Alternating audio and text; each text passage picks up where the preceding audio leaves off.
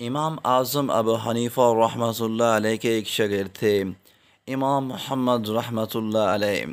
خوبصورت بڑے تھے، کچھ خوبصورت تھے، کچھ ان کا انداز یہ تھا کہ نفاست پسند بڑے تھے، بڑے نفیس تھے، نکلتے تھے تو تنہا نہیں نکلتے تھے۔ ایک دفعہ بغداد میں تشریف لائے تو بغداد سے انہوں نے ایک بستی میں جانا تھا، وہاں یہودیوں اور عیسائیوں کا بڑا غلبہ تھا۔ تو امام محمد رحمۃ اللہ علیہ فرمانے لگے، یہودیوں عیسائیوں کے بیچ سے گزرنا ہے تو کوئی یہ نہ سمجھے کہ ان کے پاس تو کچھ نہیں۔ کہنے لگے، عربی نسل کے 30 خوبصورت گھوڑے لاؤ۔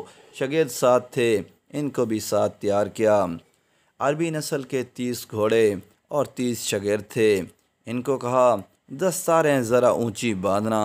امام محمد رحمۃ اللہ علیہ آگے آگے اور شاگرد پیچھے پیچھے جا رہے تھے۔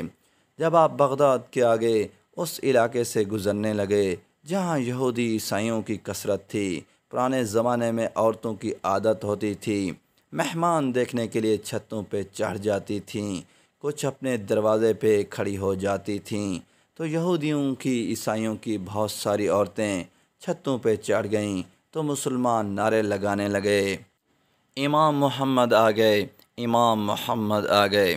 کچھ پہلے ہی بڑے حسین تھے، کچھ حضور پاک صلی اللہ علیہ وسلم کی سنت کا نور چڑھا ہوا تھا، کچھ دائیں بائیں شاگرد تھے، پھولوں کی پتیاں گر رہی تھیں۔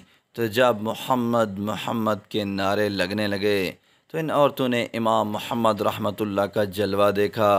جب ایک عورت نے دیکھا تو اتنی محم ہوئی کہ اس نے کلمہ پڑھنا شروع کر دیا۔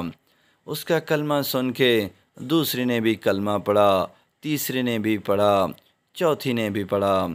عورتیں بلند آواز سے کلمہ پڑھ کر مسلمان ہونے لگیں۔ ان کو دیکھا دیکھی مرد بھی کلمہ پڑھنے لگے۔ ڈھیر سارے یہودی عیسائی مسلمان ہو گئے۔ ایک مسلمان ان سے کہنے لگا، تمہیں غلطی ہوئی ہے، یہ ہمارے نبی محمد صلی اللہ علیہ وسلم نہیں ہیں، یہ تو ہمارے امام ہیں، امام محمد رحمۃ اللہ علیہ۔ یہ سن کر لوگ چپ چاپ ہو گئے تو ایک بوڑھی اماں بیچ میں سے بولی، کہنے لگی، چل بیٹا چھوڑ، ہمیں پڑھنے دے کلمہ۔